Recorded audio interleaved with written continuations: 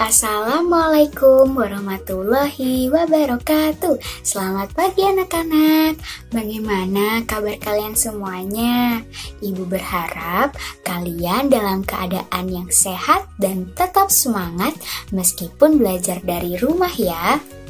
Hari ini kalian akan belajar bersama Ibu Dilon dan kita akan belajar tentang tematik tema 2, subtema 2, dan pembelajaran 3. Kalian sudah siap belum untuk belajar bersama-sama? Kalau sudah siap, mari kita belajar bersama-sama. Hari ini kita akan belajar tentang tematik tema 2, bermain di lingkunganku kelas 2, subtema 2, bermain di rumah teman, pembelajaran 3. Kita langsung masuk ke materi ya anak-anak. Amatilah teks percakapan berikut. Nih, ada percakapan antara Udin dan teman-temannya. Udin mengajak teman-temannya untuk pergi ke rumahnya di hari Minggu. Teman-teman, besok Minggu ke rumahku lagi ya. Jamu di rumahku masih banyak. Kita akan membuat jus jambu bersama-sama. Lalu, si Benny menjawab, "Baik Udin, aku pasti datang." Nah, lalu si Riko menjawab, "Iya, kita main pesawat mainan juga ya." Nah, si Nina lalu menjawab, "Nanti kita ambil jambu yang banyak ya." Lalu si Tina juga menjawab, "Wah, pasti menyenangkan." Nah, ini teks dari cerita membuat jus jambu biji. Mari kita baca bersama-sama ya anak-anak. Benny dan teman-teman bermain di rumah Udin. Mereka membuat jus jambu biji. Mereka berbagi tugas. Benny, Udin, dan Edo bertugas memetik jambu. Lani, Siti, Dayu, dan Mei menyiapkan alat dan bahan yang diperlukan. Alat dan bahan yang diperlukan yaitu blender, gelas, pisau, sendok, alat penyaring, gula, es batu, air, dan susu. Setelah jambu dipetik dan alat disiapkan, mereka membuat jus bersama-sama. Ibu Udin juga turut membantu mereka. Jambu yang telah dicuci dikupas terlebih dahulu. Jambu lalu dipotong menjadi bagian kecil. Kemudian dimasukkan ke dalam blender. Tidak lupa ditambahkan gula, es batu, susu, dan air secukupnya. Setelah di blender, jus tersebut disaring, lalu dimasukkan ke gelas. Jus siap untuk diminum. Benny dan teman-teman sangat senang. Wah, kelihatannya segar sekali ya anak-anak. Kalian juga bisa membuatnya di rumah loh jika ada buah jambu di rumah kalian. Lalu di sini terdapat pertanyaan-pertanyaan. Mari kita jawab bersama-sama ya. Pertanyaan nomor 1. Apa yang dilakukan Benny dan teman-teman di rumah Udin? Siapa yang bisa menjawab? Apa ya kira-kira jawabannya? Ya, mereka membuat jus jambu biji. Lalu pertanyaan kedua, bagaimana cara mereka bekerja? Bagaimana ya anak-anak? Tadi di bacaan sudah dijelaskan, mereka bekerja dengan cara yang bagaimana? Ya, mereka bekerja dengan cara berbagi tugas. Jadi, tim laki-laki bertugas untuk memetik buah jambu. Lalu, tim perempuan bertugas untuk menyiapkan alat dan bahan. Lalu pertanyaan ketiga, apa saja alat dan bahan yang mereka gunakan dalam membuat jus? Apa ya? Tadi kita sudah menyebutkan bersama-sama loh. Ya, yang pertama ada blender, gelas, sendok, pisau, alat penyaring, gula, buah jambu biji, air, es batu, dan susu. Pertanyaan nomor 4. Dari alat dan bahan yang digunakan, manakah yang termasuk benda padat? Ya, siapa yang masih ingat benda padat itu apa? Betul, benda padat adalah benda yang memiliki bentuk tidak berubah jika dipindahkan. Jadi bentuknya itu tetap tidak berubah-ubah. Kira-kira apa ya alat dan bahan yang merupakan benda padat? Ya, ada blender, gelas, pisau, sendok, alat penyaring, gula. Gula ini juga termasuk benda padat loh. Kalian jangan melihatnya gula secara banyak, tapi melihatnya dalam bentuk butiran gula. Butiran gula itu termasuk dari benda padat, karena dia tidak berubah bentuk ketika dipindahkan, tetap sesuai dengan bentuk semula. Lalu ada es batu. Es batu juga termasuk benda padat loh. Ketika es batu masih berbentuk es balok, maka dia termasuk benda padat. Berbeda lagi ketika es batu sudah mencair, dia termasuk dari benda cair. Lalu yang terakhir ada buah jambu. Nah, pertanyaan yang kelima, manakah yang termasuk benda cair? Yang termasuk benda cair yaitu air dan susu. Nah, mudah sekali kan anak-anak? Agar tidak bingung, mari kita pelajari tentang benda cair. Benda cair. Masih ingatkah kamu apakah benda cair itu? Masih ingat tidak? Benda cair itu apa? Dan apa saja benda cair yang ada di rumah kamu? Nah, benda cair berbeda dengan benda padat. Bentuk benda cair menyerupai bentuk wadahnya. Jadi, jika dipindahkan, bentuk benda cair itu berubah mengikuti bentuk wadahnya. Berbeda dengan bentuk benda padat yang tidak berubah ketika dipindahkan. Jika air teh dipindahkan ke gelas, bentuknya menyerupai gelas. Nih, Ibu memiliki contoh gambar air teh. Pada awalnya, air teh ini berbentuk seperti teko, lalu dipindahkan ke gelas dan air teh berbentuk menyerupai gelas. Nah, itulah ciri-ciri dan pengertian dari benda cair. Walaupun telah dipindahkan, jumlah benda cair akan selalu tetap, jadi tidak berkurang dan tidak lebih, tetap jumlahnya. Ini adalah contoh-contoh benda cair di sekitar kita. Coba kalian cari benda cair di sekitar kalian, apa aja ya? Yang pertama ada madu. Madu juga termasuk benda cair. Yang kedua ada air. Air minum, air mandi, air untuk memasak. Itu adalah termasuk benda cair. Lalu yang ketiga ada sirup. Sirup juga termasuk dalam benda cair. Yang keempat terdapat kecap dan saus. Kecap dan saus juga termasuk dalam benda cair. Dan yang terakhir ada minyak goreng. Minyak goreng juga termasuk benda cair. Kalian bisa menemukan benda-benda cair lainnya di sekitar kalian loh. Coba kalian amati ya. Nah, agar lebih memahami, kita akan belajar tentang makna kata. Biar tidak bingung, kita harus mengetahui makna dari kata-kata ini ya.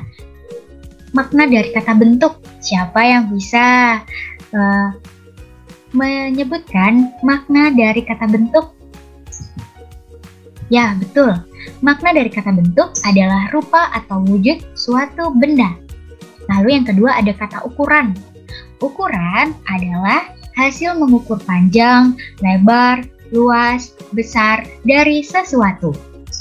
Lalu yang terakhir ada kata jumlah. Apa ya kata jumlah itu? Kata jumlah artinya adalah banyaknya sesuatu. Ini contohnya ya. Ada pertanyaan yang seperti ini. Berapakah jumlah sepatu kamu? Jumlah sepatu aku ada 2. Artinya banyaknya sepatu itu ada 2. Seperti itu ya anak-anak. Lalu yang selanjutnya kita akan belajar tentang perkalian bilangan. Nah, sudah hafal perkalian belum? Mari kita simak perkalian bilangan berikut ini. Kita akan belajar tentang perkalian bilangan 1, 2, dan 0. Caranya cukup mudah. Simak yuk video selanjutnya. Yang pertama, perkalian bilangan dengan angka 2. Nah, di sini Ibu Guru mempunyai 2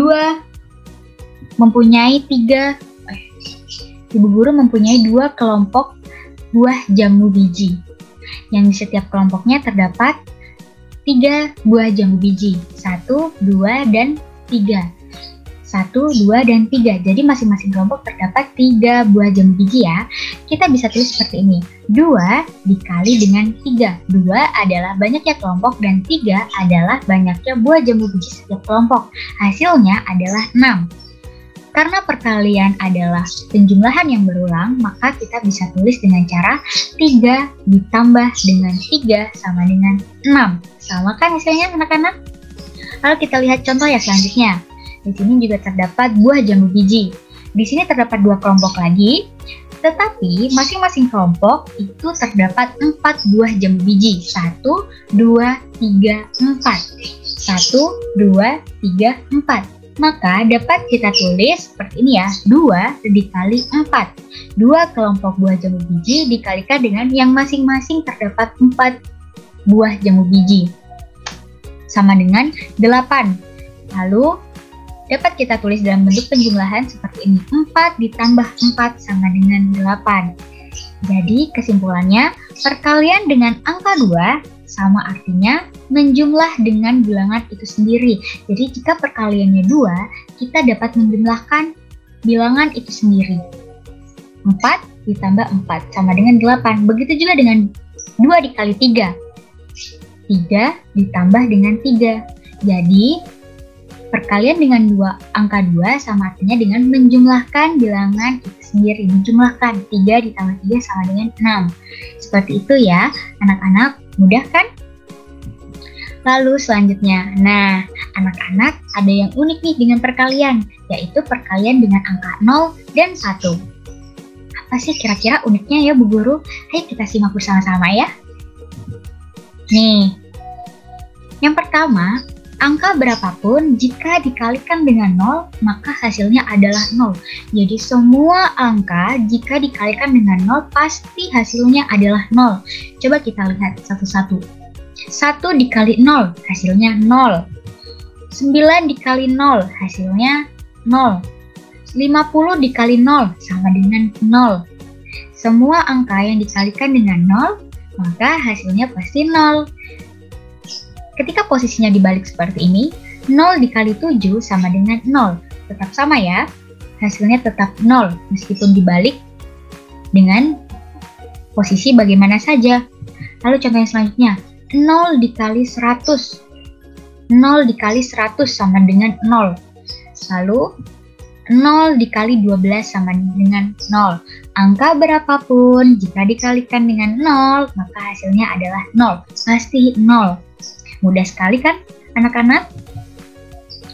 Lalu yang kedua, angka 1. Nah, kuncinya adalah ini. Angka berapapun jika dikalikan dengan 1, maka hasilnya adalah angka itu sendiri. Nah, biar kita lebih paham, mari kita lihat contoh berikut ini.